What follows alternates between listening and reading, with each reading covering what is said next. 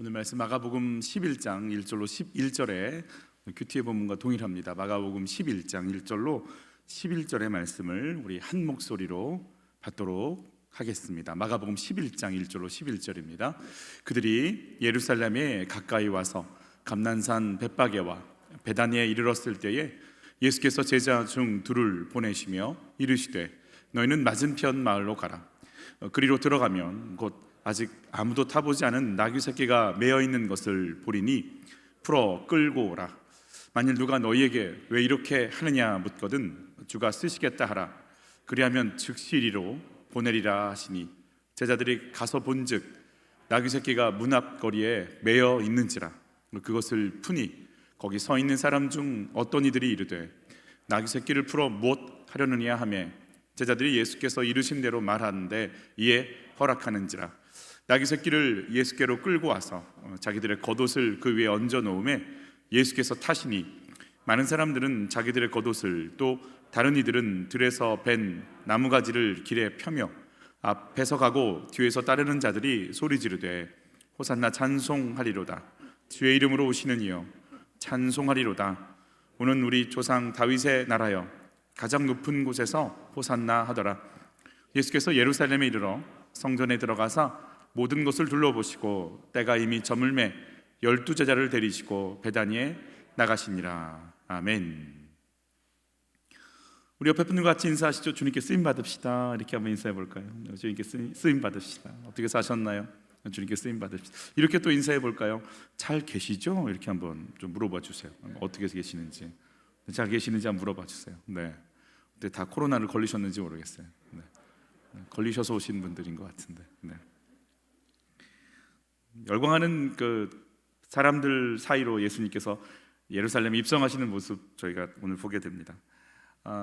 글쎄요, 저도 가끔씩 제가 이제 그 명절날 못된 형이죠, 못된 형. 동생이 이제 먼 곳에서 와서 있는데 저 왔어요 그러는데 제가 그냥 저 문 안에서 그렇게 대꾸를 제가 안 했어요. 얼마나 못됐어요. 근데 이 녀석이 하는 말이 뭘 가지고 왔다고 빨리 먹자고 그러는 거예요. 그래서 제가 반응을 했죠. 동생이 굉장히 서운해 하더라고요. 나올 때는 나오지도 않더니 이고 있다고 하니까 나오냐라고. 지나가 보면 참 이렇게 못됐을까. 어떻게 형제를 먹는 것만큼도 취급을 안 할까. 이렇게 요런 모양일까 내가. 그런 생각이 좀 들어요. 오늘 예수님을 열광합니다. 열광하는 목적은 뭘까? 열광하던 사람들은 조금 있으면 돌변하죠. 이유는 뭘까? 우리 한번 생각해 보는 거죠. 1절로 2절 말씀을 같이 읽어보겠습니다. 그들이 예루살렘에 가까이 와서 감난산 벳바게와 베다니에 이르렀을 때에 예수께서 제자 중 둘을 보내시며 이르시되 너희는 맞은편 마을로 가라. 그리로 들어가면 곧 아직 아무도 타보지 않은 나귀 새끼가 매어 있는 것을 보리니 풀어 끌고 오라. 나귀 새끼를 타고 가시겠다라고 하는 스가랴서의 예언을 이루시기 위해서 예수님 겸손의 왕으로 오신다라는 걸 보여주려고 나귀 새끼를 이렇게 필요했던 거죠. 여러분 벳바게라고 했죠. 또 베다니라고 했죠.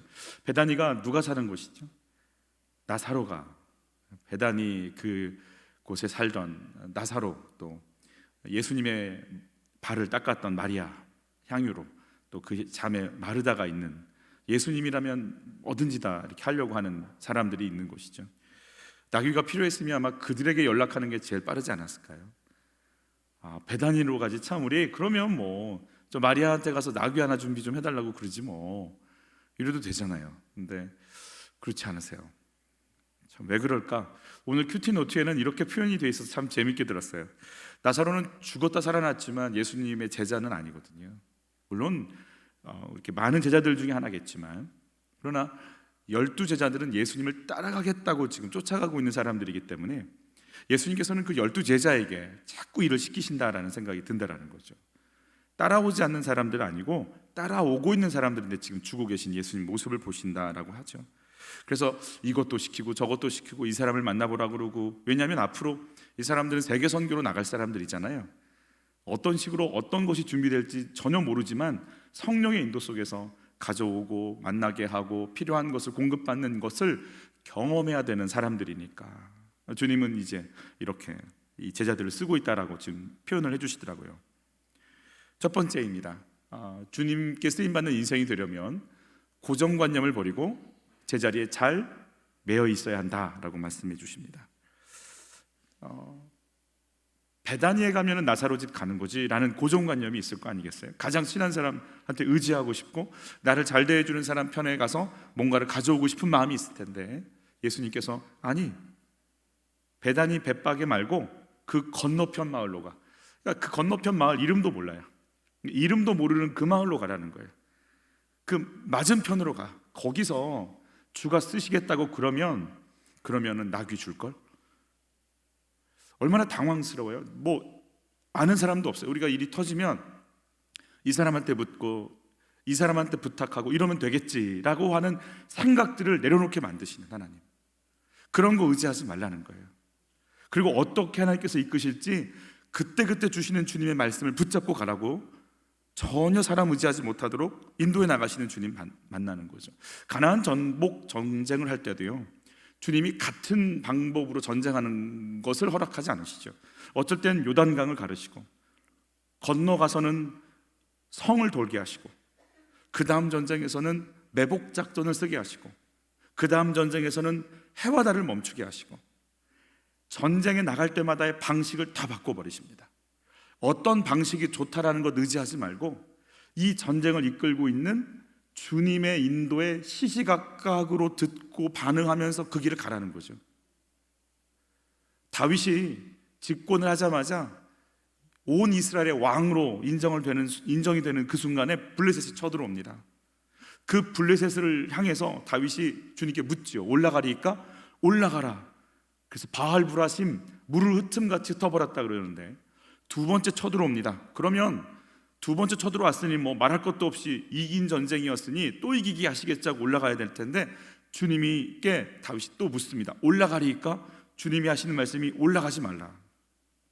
올라가지 말고 뽕나무 아래에서 기다리라. 그리고 나서 그곳에서 뽕나무 위에서 발자국 소리가 들릴 때 공격하라. 어떻게 나무 위에서 발자국 소리가 들리겠어요? 하나님의 사인인 거죠. 천사들이 올 때까지. 그리고 또다시 이깁니다. 그리고 나서 블레셋은 더 이상 이스라엘로 넘어올 수 없습니다. 내가 지금 어떤 전쟁을 임하고 있는지, 어떤 싸움을 싸우는지, 내가 이랬었으니까, 저 사람은 이랬었으니까 라고 하는 내가 의지할 만한 세상 것들은요 다 멈추게 하십니다. 그리고 그때마다 주님은 뭘 원하고 계시는지, 내가 의지할 분은 세상도 방법도 조건도 아닌 주님밖에 없게끔 만드시는 하나님의 간섭이 있음을 믿습니다. 벳바게로 갔어, 베다니로 갔어, 나사로지 뭐, 마리아네 집이지 뭐, 가지도 않고 그 아예 맞은편으로 가서 거기서 해. 우리에게 명령권자이신, 나를 인도하시는 주님을 만나고 붙잡을 수 있는 은혜가 있기를 축복합니다. 그래서 저희 신앙생활을 하면서 본질과 비본질을 잘 분별하면서 잡아야 되는 거죠. 그때 기도했으니까 됐어. 어쩔 때는 기도하지 않고 침묵하고 그냥 그 사람에게 찾아가서 용서를 빌어야 되는 일이 있어요. 그때 찾아가서 용서를 빌었으니까 됐어 그러는데 이번에는 말씀 듣고 회개하고 하나님 앞에 엎드리기를 원하시는 방법이 있을 수 있어요. 내가 이럴 때 그냥 며칠 작정 기도하니까 되더라고.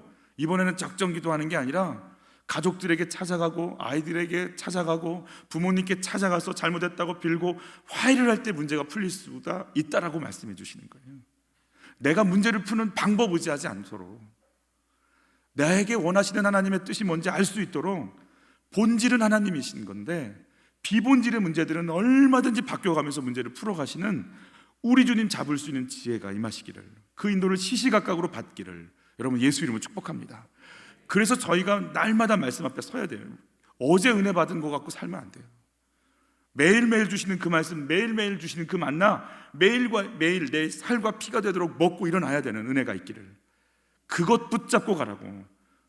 너희들의 경험 의지하지 말고 사람, 잘 아는 사람 의지하지 말라고.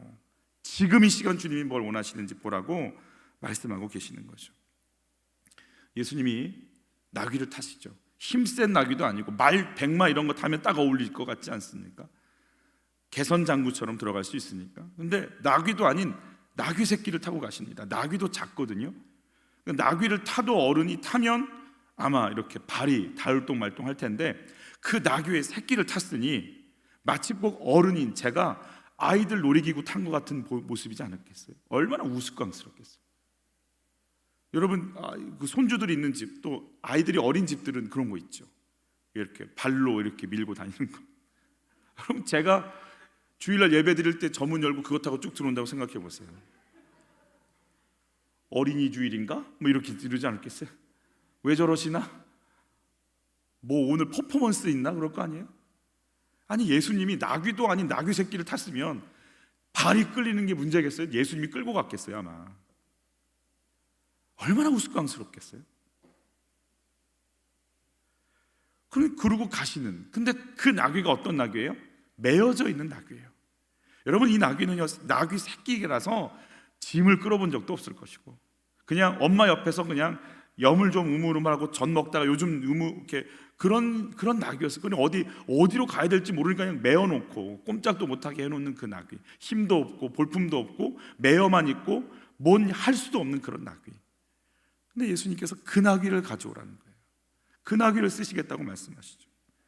여러분, 주님께 쓰임 받기 위해서 잘 메어져 계세요? 뭘 할 수도 없고 뭐 대단한 걸 할 수도 없고 힘도 없고 능력도 없는 것 같고 그냥 고작 한다는 것은 이렇게 사순절 기도에 나오는 거? 이걸 고작이라고 표현하면 안 되겠구나. 주님께 쓰임 받겠다고 하는 건 뭘까요? 초라해 보이는 어떤 것도 주님께 내놓는 순간 귀한 것이 됩니다. 나는 주님께 뭘 내놓을 수 있을까요? 내가 넘어서야 될 고정관념, 내가 풀어버려야 될 고정관념은 뭐가 있을까요? 두 번째입니다. 같이 읽어볼까요? 주님이 쓰시는 인생이 되려면 이르신 대로 즉시 행해야 합니다. 3절부터 5절 같이 봤죠? 만일 누가 너희에게 왜 이렇게 하느냐 묻거든 주가 쓰시겠다 하라. 그리하면 즉시 이리로 보내리라 하시니 제자들이 가서 본즉 나귀 새끼가 문 앞 거리에 매여 있는지라. 그것을 푸니 거기 서 있는 사람 중 어떤 이들이 이르되 나귀 새끼를 풀어 무엇 하려느냐 하면, 야, 나귀 새끼가 뭐 하려고? 왜? 뭐 목욕시키려고? 뭐 먹일 거 있어? 그게 뭐가 필요해? 아주 우습게 봤죠. 그러나 그 쓰겠다, 주가 쓰셔. 그리고 이제 데리고 나오는 부분이 되는 거죠. 즉시 이리로 보내리라. 여러분, 주님께서 말씀하실 때 즉시 움직일 수 있는 은혜가 있기를 축복합니다. 하나님께서 쓰시는 사람들의 특징 중에 하나예요. 하나님 말씀하시면 즉시 반응하는 사람들인 거죠. 즉시 반응하는 사람들인 거죠. 6절 같이 봤죠. 제자들이 예수께서 이르신 대로 말한데 이에 허락하는지라.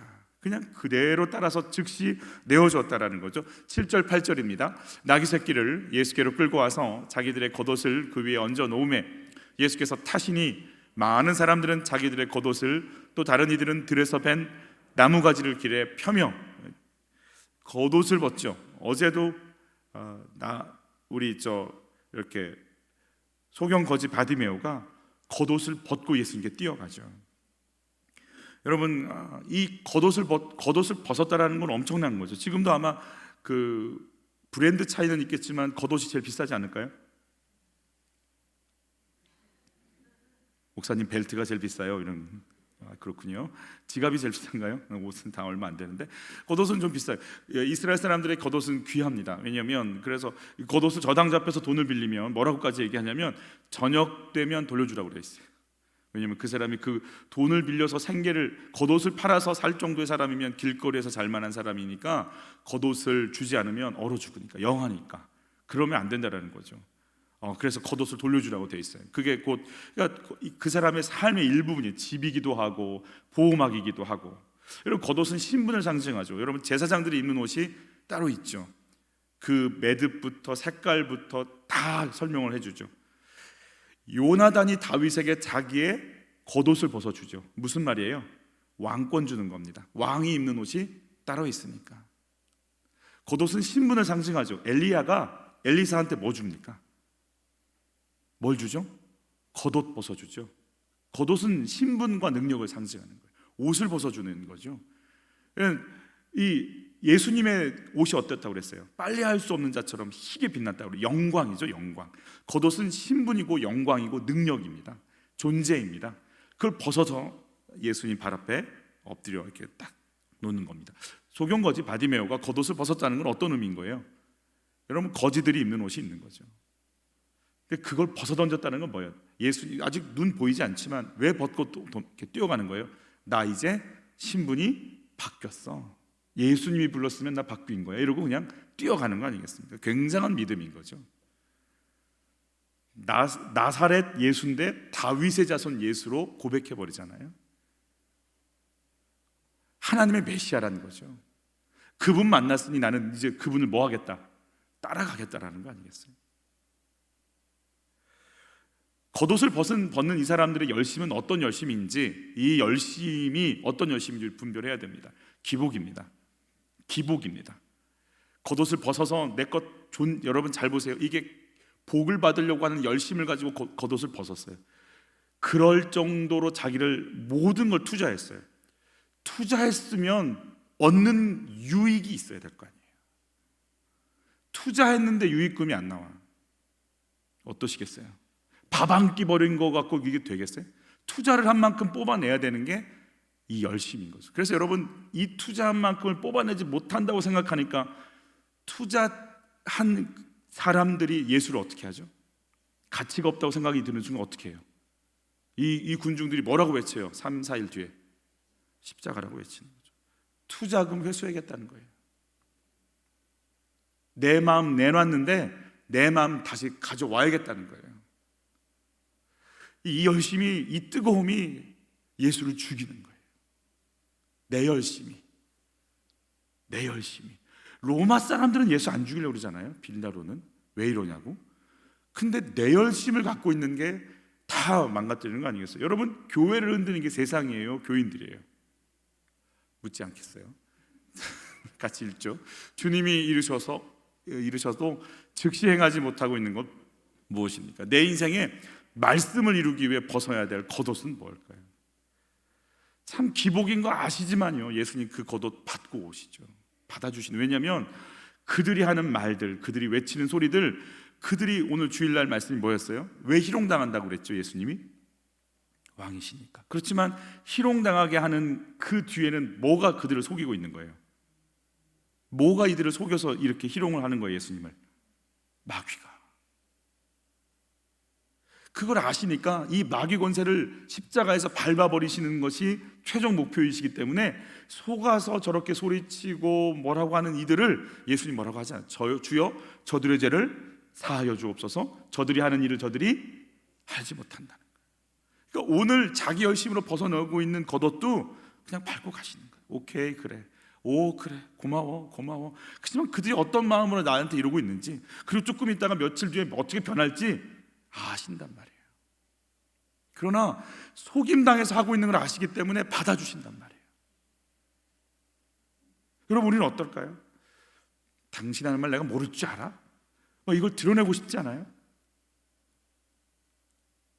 내가 누구한테 들은 말이 있어? 딱 기도해보니까 넌 아니야. 그게 신앙용어로 어설프다 이렇게 얘기하는 거예요. 그러니까 정말 선무당이 사람 잡는다고. 알면서 속아주는 게 진짜예요. 알죠? 왜 몰라요?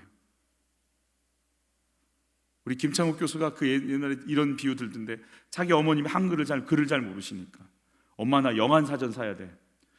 다음번에 돈을 어떻게 타날까? 엄마 나 한영사전 사야 돼. 나중에 보니까 다 아셨대요, 엄마가.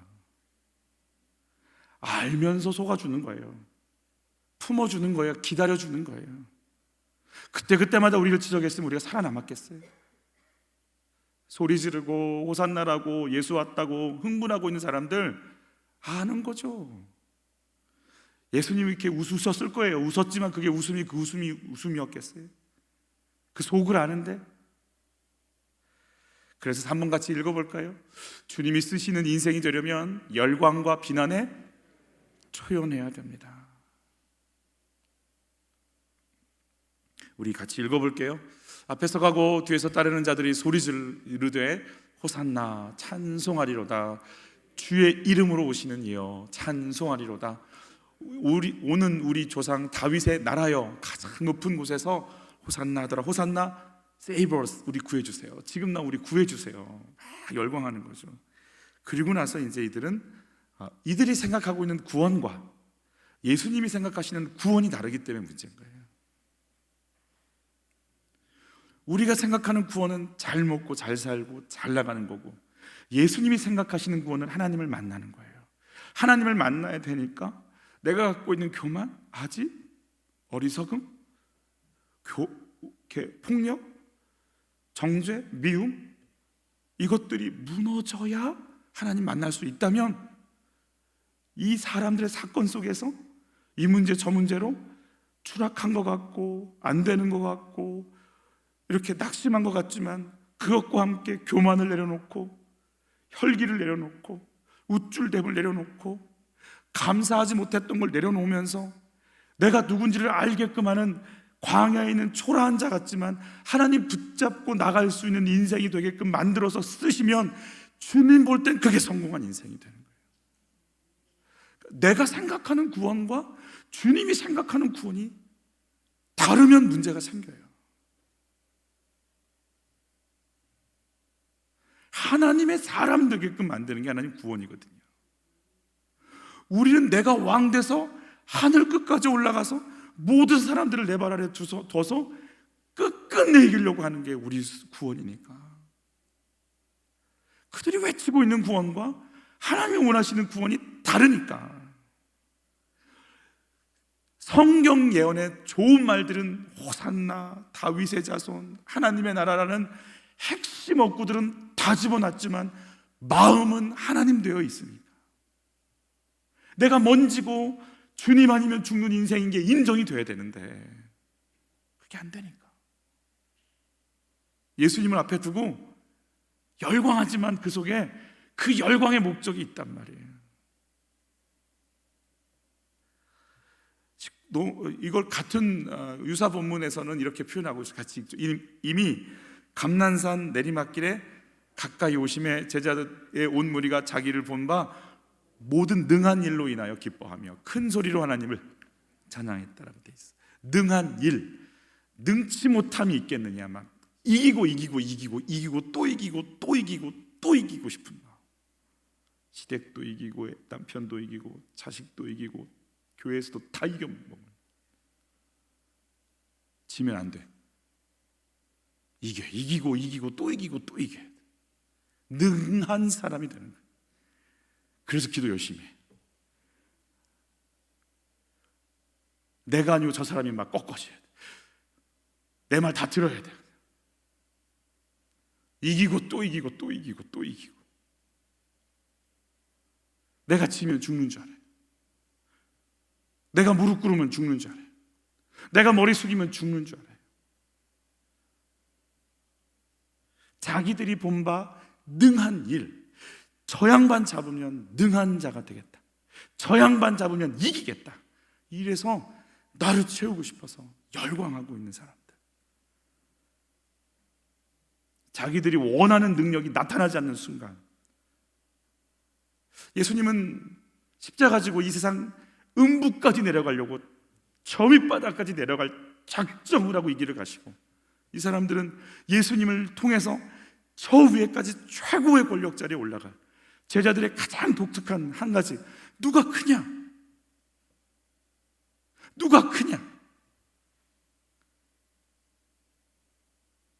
오직 그거 하나. 누가 크냐? 여러분, 예수님의 죄사함, 우리 주일날 말씀드렸잖아요. 죄는 없어져라 그러면 되는 거 아니냐고.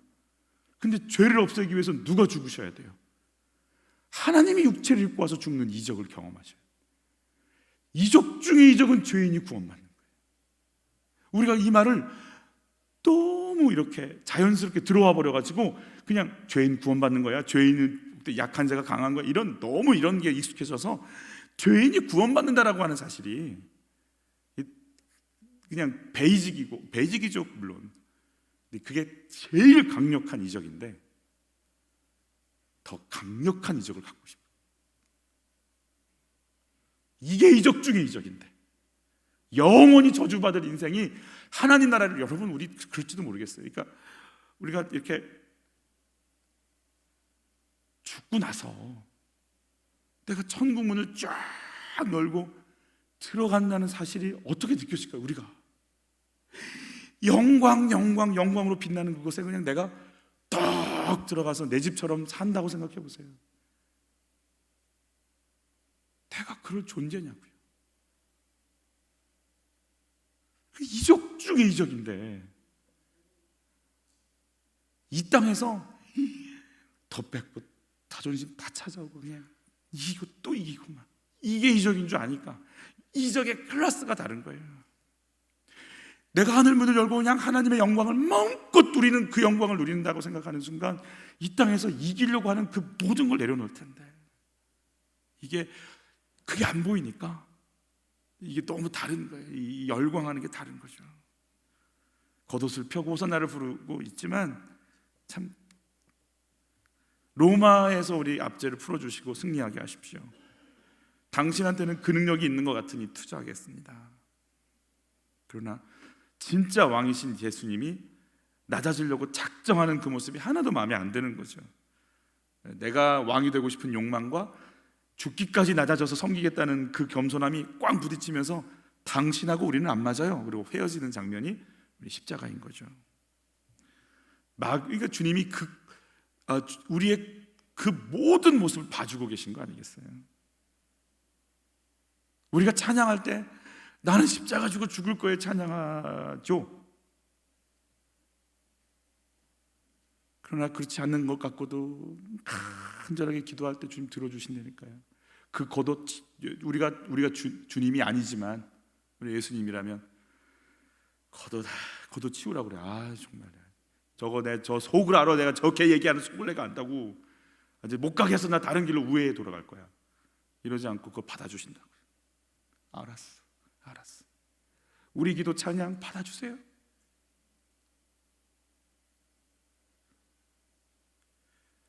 아직 몰라서 저래.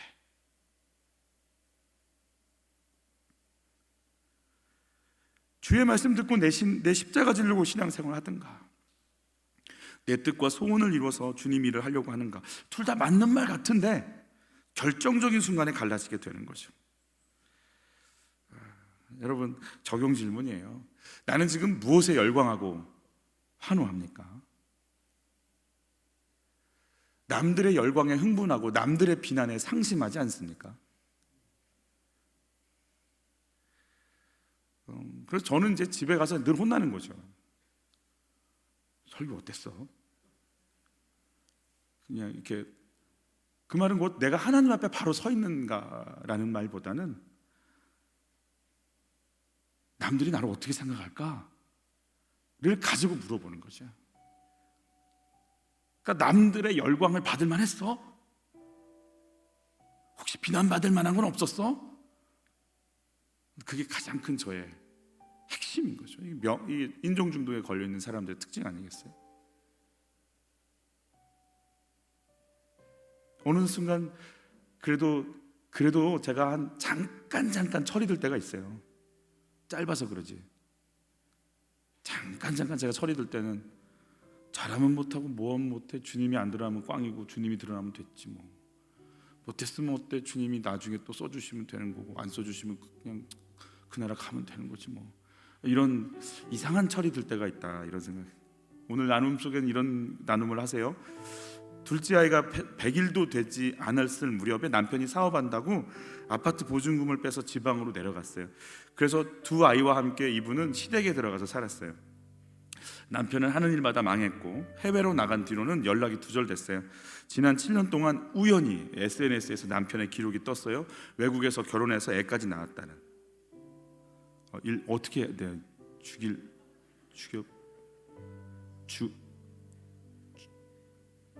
주님께 맡겨야겠죠. 근데 이 사건을 통해서 이제 지금 남편이 없어서 내가 편안한 건지 평안한 건지를 이제 내가 나를 보기 시작했다고 그래요.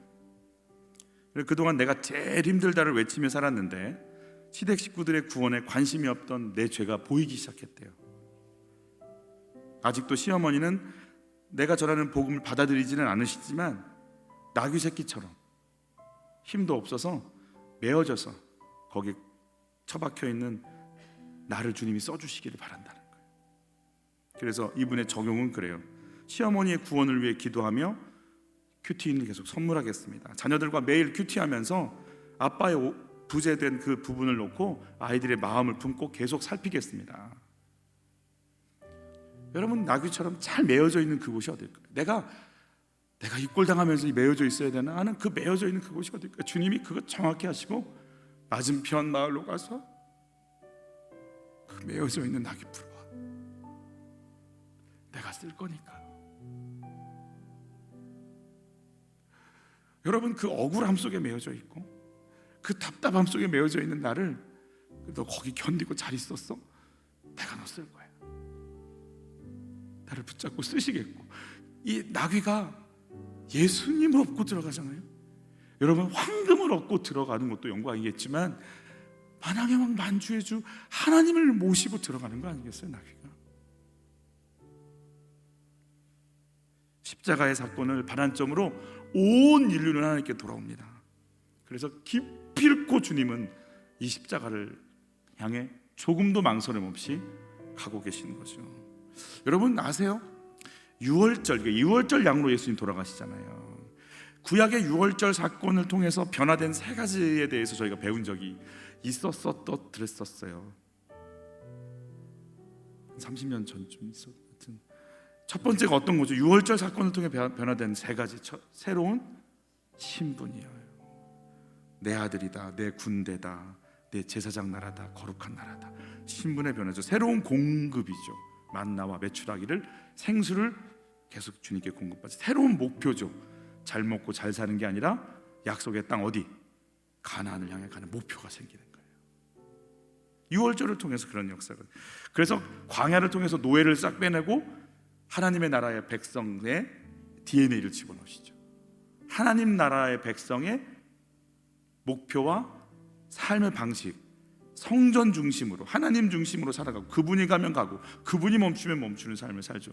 그래서 결국은 요단강을 가르고 가나안 땅을 차지해서 하나님께 그 땅을 올려드리는 거 아니겠어요? 왜요? 하나님의 뜻이 그들 속에 딱 들어가 있으니까. 하나님의 나라를 이 땅 가운데 선포하겠다는 소원이 있으니까. 근데 놀랍게 이스라엘이 누구를 정확히 빼먹냐면 하나님을 빼먹기 시작하죠. 결국은 그가 어떻게 됩니까? 포로 생활, 쫓겨가고 끌려가면서 나라가 이제 나눠지게 되는 거예요. 여러분, 우리가 붙잡을 게 뭘까요?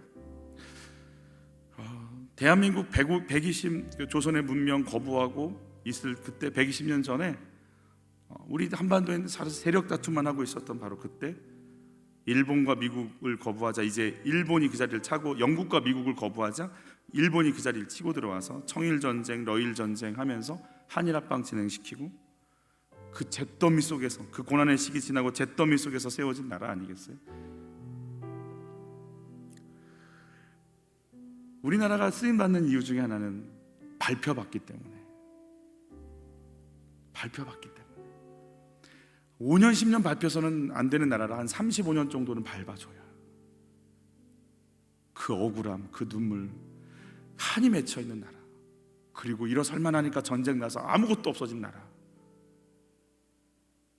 그래서 의지할 건 주님밖에 없도록 주님 하나 붙잡고 이기러 온 거 아니에요? 뭐가 있어요? 북한은 에너지라도 있죠.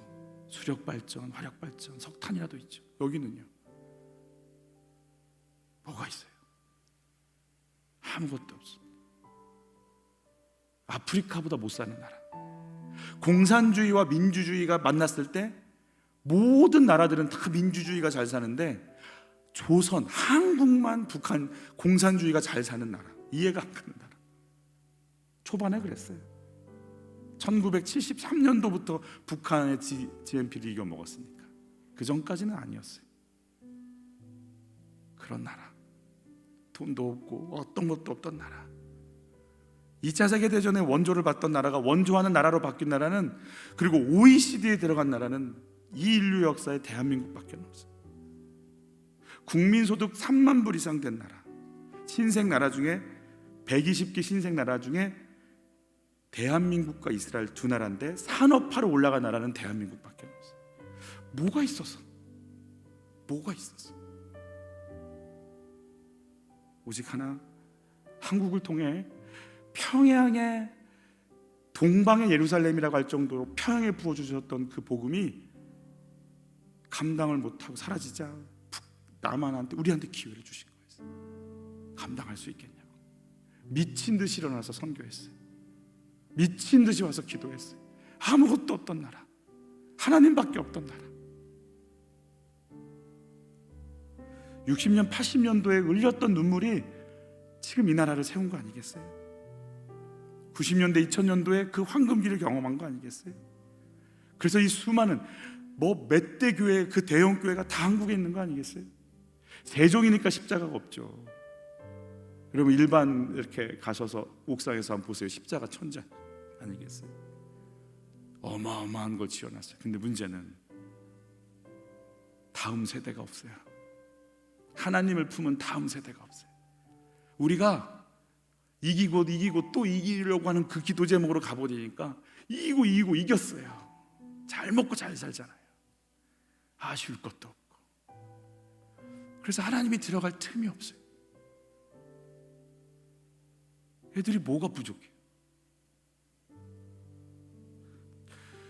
교회에 좋은 프로그램, 좋은 건물, 근데 하나님을 놓쳐버렸어요.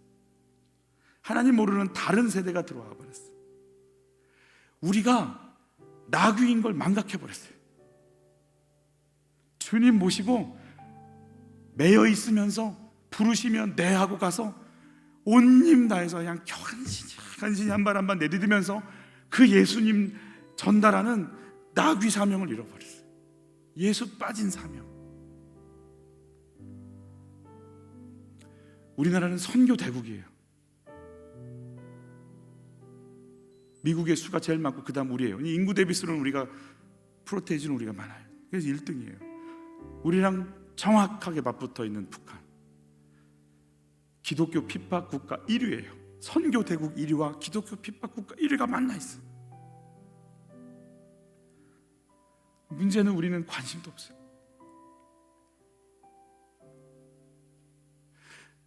이 상황에서 통일되면 어쩌나, 그냥 우리가 누리지 못할 거 못 누릴까 봐 그게 염려가 되는 거죠. 우리 사명 잃어버렸어요.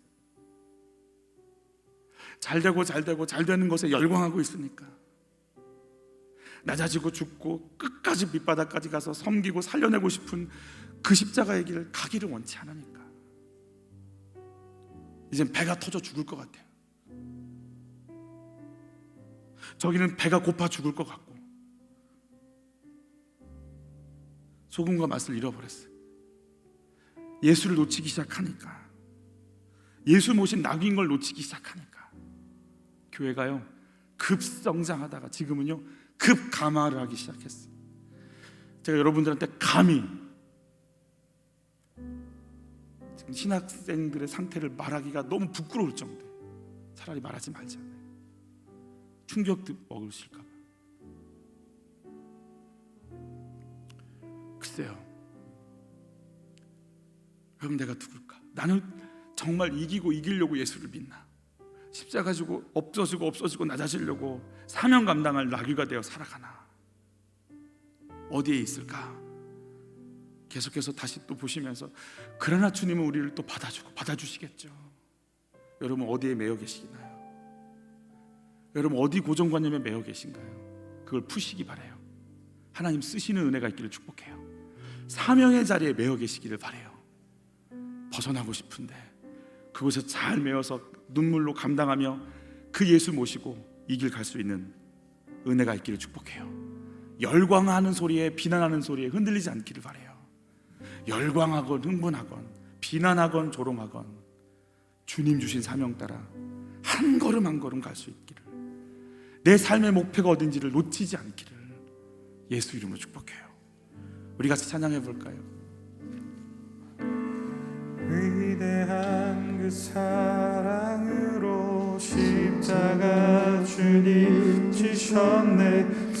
세상 속에 빛 되었네.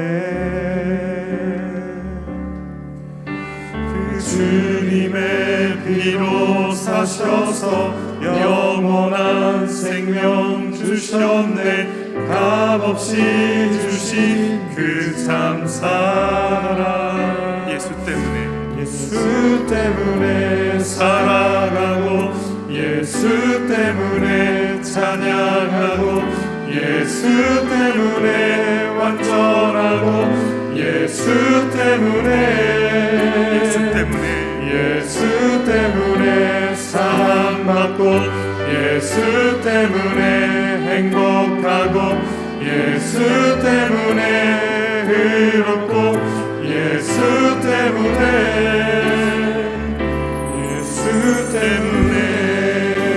더러워진 많은 죄를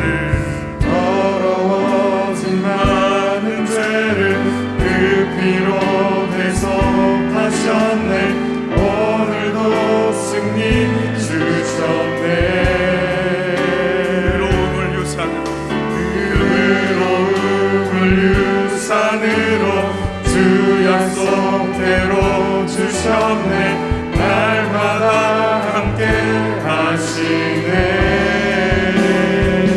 예수 때문에 살아가고, 예수 때문에 찬양하고, 예수 때문에 완전하고, 예수 때문에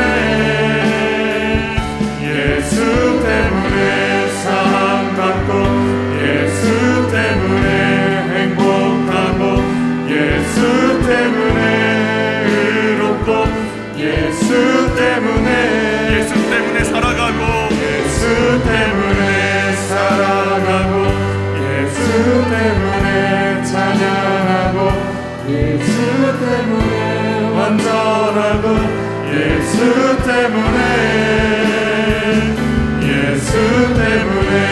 사랑받고, 예수 때문에 행복하고, 예수 때문에 의롭고, 예수 때문에 다시 한번 예수 때문에 살아가고, 예수 때문에 살아가고, 예수 때문에 찬양하고, 예수 때문에 완전하고, 예수 때문에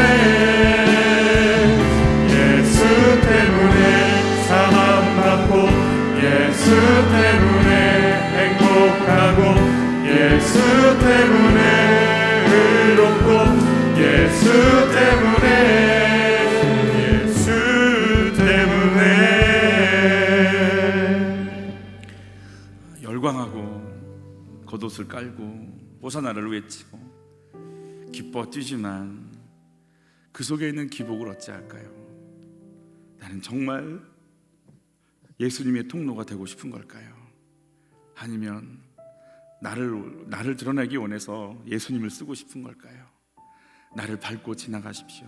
나를 통해 주님이 우리 가정 속에 들어오기를, 이 세종 땅에 들어오기를, 내 일터 속에 들어오기를, 주님 나를 밟으십시오. 나를 써주십시오.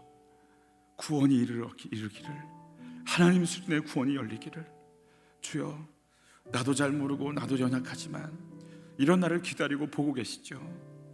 나도 살려주시고 우리 아이들도 살려주십시오. 주의 성령께서 연약한 육체를 가지고 있는 우리 아이들을 좀 만져주시는 은혜가 있었으면 좋겠어요. 고윤 성도가 난 아이가 금요일날 태어났는데 자가호흡을 할 수가 없어서 응급실로 뛰어갔어요. 뇌 쪽에 산소가 들어가지 않아서 어떻게 될지 몰라서 몸부림치며 기도하고 있어요. 황정수 집사님의 아이 태겸이가 이제 머리 수술을 받았어요. 중환자실에서 견딜 수 없어서 큰 수술을 받았는데 음식을 제대로 넘기지도 못할 정도로 몸부림치면서 사투를 벌이고 있어요. 하나님, 우리 아이들을 고쳐주십시오. 육체뿐만이 아니라 이기고 또 이기고 또 이기는 것 외에는 아무것도 없다면, 예수 모르고 예수 통해서 나를 드러내는 삶으로 꽉 차 있다면 정말 응급 상황입니다.